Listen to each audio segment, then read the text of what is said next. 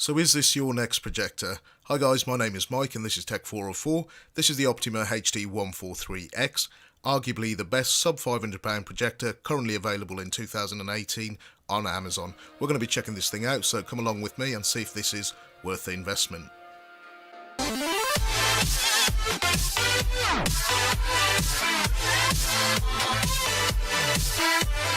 So guys, before we go ahead and actually do some video tests and take a physical look at the device, let me tell you that you will have to actually consider your environment before making a projector purchasing decision. I was going to go with the W1050 from BenQ, but there are reasons why I went with this one, as this had a higher contrast ratio. This is good for 3000 ANSI lumens, Rec 709 compliant, has a contrast ratio of 23,000 to 1 with 80% uniformity. It could be a little bit better. Keystone correction 40-degree vertical. It has two HDMI, MHL support on one of them, and it can actually powered USB port on there for your Fire Stick and things like that.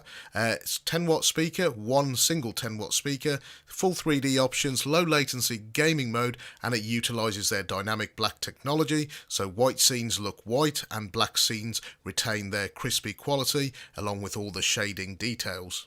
So before we delve right in, I've got to say, straight from the get-go, there has been a vast improvement in colour accuracy thanks to the newly upgraded colour wheel found on the HD143X. So starting off with a very quick unboxing, let me show you what you get inside the box for your sub £500 price tag. We find a European power cable. It's not the only one included, you also get the UK one. Thankfully for me, I needed that. We also get a one-page instruction manual. We could have done a little bit more here, but it gives you the gist and how to wire it up. We also find inside the box that remote control. Now, it's been a while since I've actually looked at a remote control that looks as hideous as this one, but this one is more functional than any remote control for any projector we've tested on the channel. First, because it's got what I believe every projector should have, illumination key for that remote control. Now, as you can see, the remote control is fully visible at night, and in terms of what functions you get inside the remote control, you get the user buttons. There's 3 of them on the top, so you can set different kind of modes. You've got your brightness, your contrast, and you can even change your color mode from the mode button. You can change the aspect ratio, and you got even access to the keystone correction, volume controls, and you can set your timer. So pretty much all of the functions that you actually gonna need. The remote control isn't anything fancy. It's fairly cheaply made, but it does have that illumination key, which honestly, even in 2018, not all projectors have this feature. This should be an absolute must. So Optoma also market this as a portable projector, so you can actually throw it in a backpack, but one thing that I felt was missing was a lens protection cover. It could have been made out of silicone, it could have been plastic, anything would have been better than nothing at all.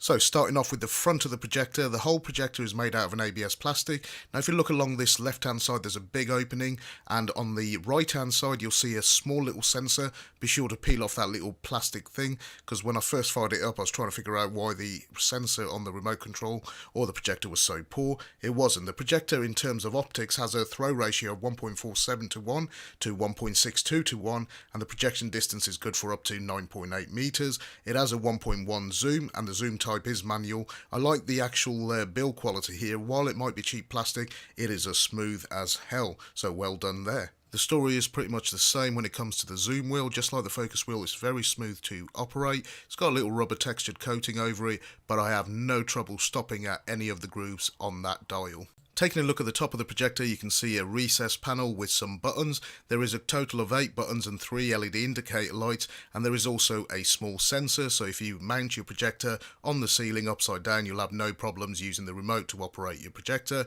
You also have the function to keystone correct directly off this control panel. Taking a look at the body of the projector further, especially on the left and the right side, you can see there are some pretty large cutouts, and I genuinely thought that this would actually impact on the actual noise level and your viewing experience. Even on the other side you can see there's more cutouts, but I'm happy to report, sitting about 2 meters away, the projector hardly ever went over 36 decibels, and while watching a movie at 50% volume using the built-in speakers, the experience was absolutely perfect. You can even drop that down to 25 decibels if you put it onto eco mode. So on the rear you got the power input and two HDMI ports, the second of which has MHL support. Secondly, you've got the USB power output. Now this is not to plug in a flash drive and stream content off that device. This is just a power delivery port. So for example, if you've got a Fire Stick, plug that in and then plug the USB end in to power your device. And then coming around to the other side, you've got the 3D sync, you've got your 12 volt out, and then you've got your audio out. A little bit of text on the back of the projector, including a serial number for your projector if you ever need any kind of help. Now, staying on the topic of those two HDMI port and using especially the second one, the MHL port, both of the HDMI ports are 1.4A, and honestly streaming it through my old Google Chromecast was an absolutely seamless experience. There is about half a second delay, but honestly in 60 minutes it didn't drop connection once or actually drop connection completely, so very happy with that. Now, one thing I also forgot, on the rear of the projector there is a Kingston lock, so if you're using it in a commercial property or a school, you're good for that front as well. The bottom of the projector also has two adjustable feet, so depending on the surface you can actually level off your projector with ease. Now, I feel you guys should leave me a like just for this scene. Who can see what's wrong with this scene? If you do, leave it in the comment section. It's 12 o'clock, all I've done is close the blinds. As you can see, there is a lot of ambient light, and I've got my children in the other side, and the other half of the room, as you can see, is pretty well lit, and you can actually see this menu. The 3000 ANSI lumens really does do a good job, and especially that contrast. This is about 2 PM, and as you can see, it's pretty damn good for daytime viewing. So here is an actual movie playing at midday, and as you can see the image is still watchable and the text looks really damn good as well, so it's not too bad at all. And in regards to ambient light, I've got light on in one half of the room and light off in the other half of the room, and the picture is pretty damn impressive. So let me talk to you a little bit about gibberish. So you got your display, audio, settings, and then you got your information menu. The information menu is actually quite good. The most important one I feel is your lamp life. You can see how many hours you're actually using your projector in different modes, so this will give you an idea of how long you can expect your projector to last. As you cycle through the display modes, you got your standard modes like your vivid and your game mode. You also got reference. Now reference is what I'm actually going to be using to show all the video clips that are about to come on, and then you got your user. Now on the remote control you got 3 user presets, so you can actually set up the presets. You've also got an edge mask tool for those of you that get annoyed by the light spill and things like that, and you can actually shift your image in all 4 directions to align it absolutely perfectly to your screen. Keystone correction, as always, as you can see, it works pretty damn smooth. And what else have we got? We've got, let's get out of here. This is a different way of seeing it. As you can see, this is a different image and you can actually see all the colors changing. Let's get back out of here. You can also change your color space, and this is very important depending if you're going to create the ultimate theatre room to get the best out. Dynamic black mode, you're not going to see too much of it here, but you will. I'm going to leave it on and you will see it on the video test. You've also got a security lock, so if somebody steals it you can have a pin or a password or something like that. And you've also got the built-in test pattern, and you can actually cycle through different colours, as you can see. There you go. And this is all very useful stuff, so you get an idea of what you can expect from the menu. So let's start off with this clip. Now, as you can see, there is a lot of white in this scene, along with quite a substantial black, because the main focus point is that tray. And as we zoom in, you can see the details in the shadow, and the black levels do look really good, as well as the white levels, because this is a good image to give you an idea of this dynamic black technology being utilised. So as you can see, this is quite a nice little clip. So here you go, guys. I've picked 3-4 films here.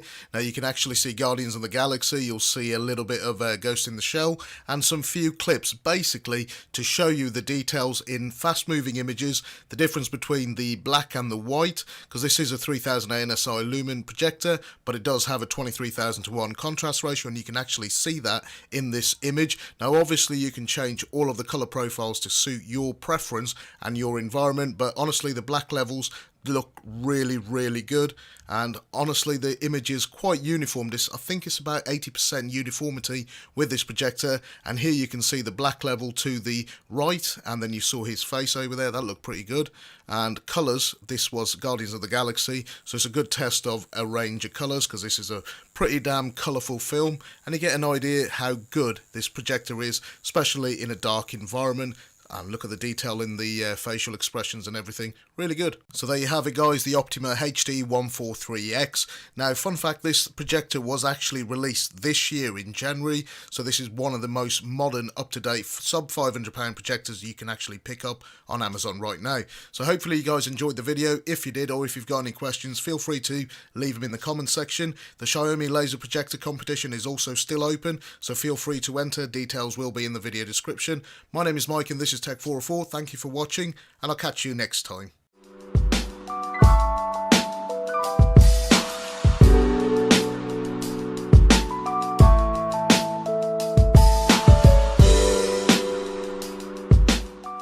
So is this your next projector? Hi guys, my name is Mike and this is Tech404. This is the Optoma HD143X, arguably the best sub £500 projector currently available in 2018 on Amazon. We're going to be checking this thing out, so come along with me and see if this is worth the investment.